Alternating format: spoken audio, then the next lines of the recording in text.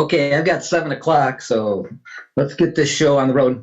Welcome everybody to a special meeting of the Long Beach Town Council. This meeting is posted as a meeting about litigation. I'd like to add another agenda item, and that would be pending legislation. Chris, can you start off with the issue about litigation?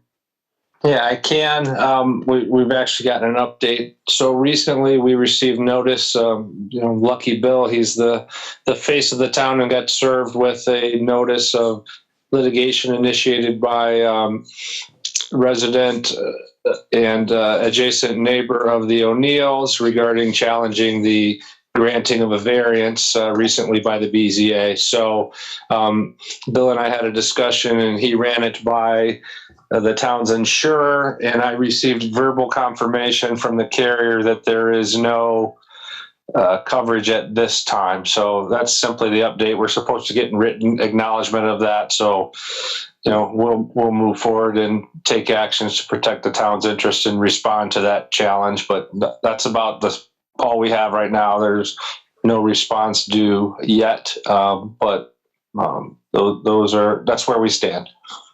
So no insurance coverage for the town for that litigation. Yeah, and because there's no monetary damages, they're simply challenging the BZA's decision. And frankly, by code, the BZA is technically a separate entity in terms of that's who's been named in the lawsuit to challenge that decision. And what would likely happen is if somehow they prevailed, the court would remand it and have proper findings, etc. But just keeping the town council informed, and we will keep you informed as it progresses. Okay. All right. So the other issue is pending legislation, specifically House Bill 1245. That bill was introduced last week by Representative Pressel from over in Rolling Prairie.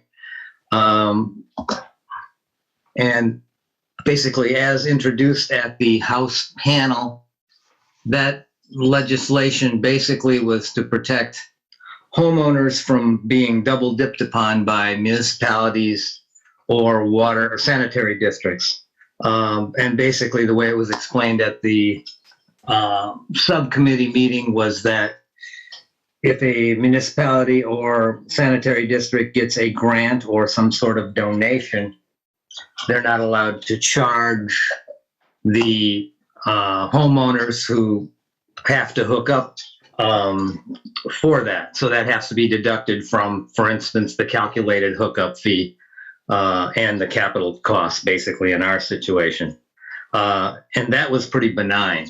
The bill was very poorly written. The House panel recognized that fact. They had concerns about the date it went into effect, and a number of other issues that were poorly stated. So rather than say, we're not going to send it on, they decided to go ahead and send it on with the caveat that Mr. Pressel would make some changes to that bill. He made some changes to that bill. He basically totally changed the character of the bill to the point now where the rule that has been in effect for years and years that says that if someone's within 300 feet of a new sewer system, they can be obligated to hook up. He wanted to get rid of that. And basically what that does is that takes away the ability of any municipality to finance that sewer system, and basically would scuttle our sewer system plans, and frankly would scuttle the sewer system plans for any municipality or sanitary district in the state until this abhorrent piece of legislation is repealed. Therefore, my feeling is that we need to do all we can to defeat this and get the state Senate to put this down in flames, which hopefully we can get done. To that end, I'm proposing that we hire Chris Gibson as our lobbyist. We've used him in the past. I've been happy with his services. I think he sent us a copy of his contract with us. The other a couple things about this. If this bill does pass, we've already, as a town, spent about $400,000 in engineering costs, which would basically be down the drain until someday that maybe a sewer could be built. Although again, I can't foresee how we would ever do that. It would also mean that people on Pump and Hall are going to continue to be on Pump and Hall. The folks on north of Lakeshore Drive, as their septic systems start to fail, they will all be on Pump and Hall.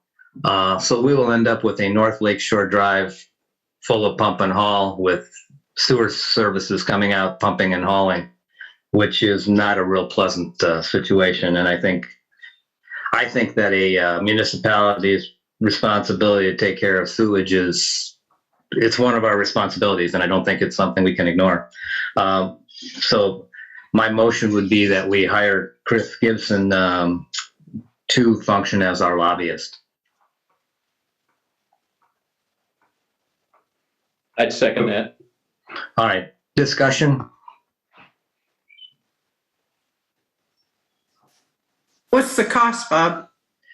I sent you the contract. Chris, can you go over the contract with us? Chris is on here. Sure. It's the same cost as what it was before, but go ahead, Chris. Yeah, I sent over a contract at $25,000, which has been the engagement. I believe the two other times that Long Beach has engaged us on other issues.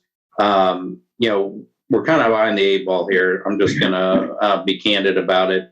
The fact that the bill's already out of one house. It came out of the house yesterday. It's been sent to Chairman Cook, Eric Cook. He is an attorney from Bedford. He's the chairman of the Utilities Committee. This bill was in the Utilities Committee in the House, so it will most likely be sent to the Utilities Committee in the Senate. So you've got the author of the bill in his, as the chairman of the committee that it's most likely going to go to. Doesn't mean, I haven't talked to Senator Cook. I wasn't going to talk to Senator Cook until we were engaged on this. Wouldn't be appropriate. I did have a brief conversation with Representative Pressel because we have some history on behalf of Long Beach on other issues, and felt like it was probably the appropriate protocol to go to him first and at least tell him that this meeting was happening and that there was a chance that we would be engaged on House Bill 1245. So what I committed to Chris was, I think Michigan City has an interest in this, and I'd like to see them engage another firm, given that we're under an incredibly tight timeline here. By statute, the legislature has to adjourn no later than March 14th. We expect them to probably adjourn on Friday, March 11th would be my best guess. This bill has to be out of the Senate, whatever committee it's assigned to, but let's assume it's assigned to Senate Utilities. It has to be out of Senate Utilities by February 24th. So we don't have a lot of time to act here. And I had indicated that I'd like to see Michigan City hire counsel as well on this.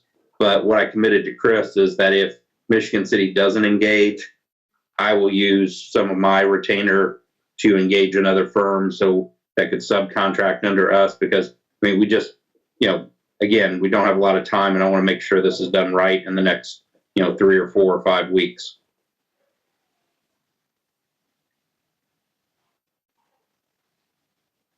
Any other discussion? Any questions for Chris? Yeah, a question for you, Bob, for this bill. I just curious. We've never seen a bill because the way it was explained to me was that the engineering was being paid. I don't know did Michigan City really pay those bills, and then we're expecting it to be rolled into the state revolving fund bond loan? John, go ahead. Let me speak to that. I talked to Tim Haas today. They've accrued roughly in unbilled and billed already, roughly around 300,000 right now to date. And you can imagine that they're in the throes. It's the hot and heavy time for them in terms of this project. We're getting ready to bid it, hopefully by March 1st or so. So they're going crazy. They're gonna accrue probably another 50 grand in the next couple of weeks at least. So they originally told the city, and you're right, Bill, the town of Long Beach. If this project moves forward, the town of Long Beach will never see an invoice for engineering. If this project falls on its face, however, per contract, per the agreement between the town of Long Beach and Michigan City Sanitary District, the town of Long Beach is responsible for any of the upfront costs, which would include that 300 plus, approaching $400,000 worth of engineering costs by the time this thing goes down. Any other questions? Any other discussion? Okay, there's a motion and this. I would only make a couple of other quick points. I'd like to thank Chris Gibson for making us aware of this. Some of you may not realize that this thing was first read in committee, I think, or proposed in January 6th, somewhere around in that first week of January. It got knocked out of committee within a week. So in my estimation, it's getting stormtroopered right through. I mean, I echo what Chris says, and I know he's a lot more proficient at this than I am, but this thing is moving extremely fast. And if I'm assuming if that March 11th adjournment means this is a short session, Chris. So we have absolutely no time to dilly on this. We either have to make a decision or not.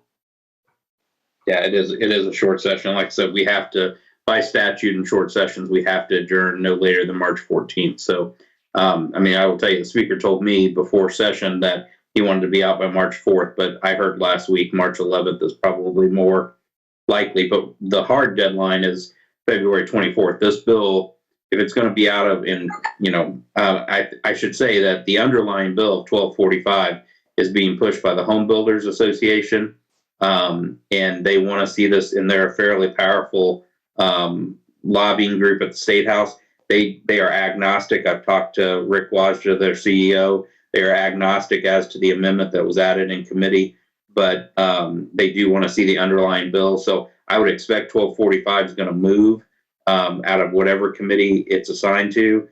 So our job is to get the amendment language out of there or mitigate it in a way that wouldn't impact Long Beach. I mean, the underlying SEAC language has a grandfather clause in there, but the amendment language does not have a grandfather clause of 6/30/22. So, I don't want to get into strategy too much, but there are some things we can look at to try to mitigate the impact here.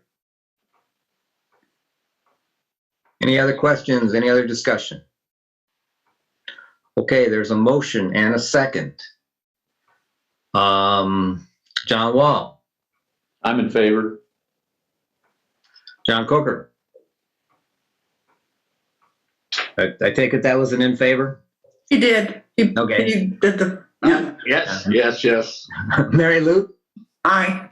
I think actually we do have to hear everybody. I think Mike we Johnson? have to hear him. Yeah. Mike Johnstone? Aye. And I'm an aye. We have some people in the audience. I don't have any other agenda items. Anybody have any comments from the audience?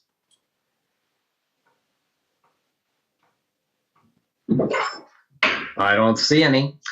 All right, I'll This entertain a could be motion. the shortest meeting ever, Bob. I love that. Aren't I getting good at this? You are. John Wall's going to screw it all up. I just 13 yeah, let's minutes. put it all up.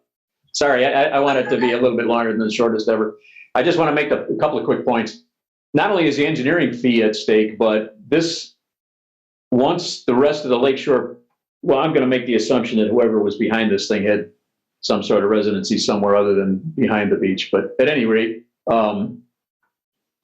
the people that are counting on this project, John Coker and I had a conversation earlier in the week.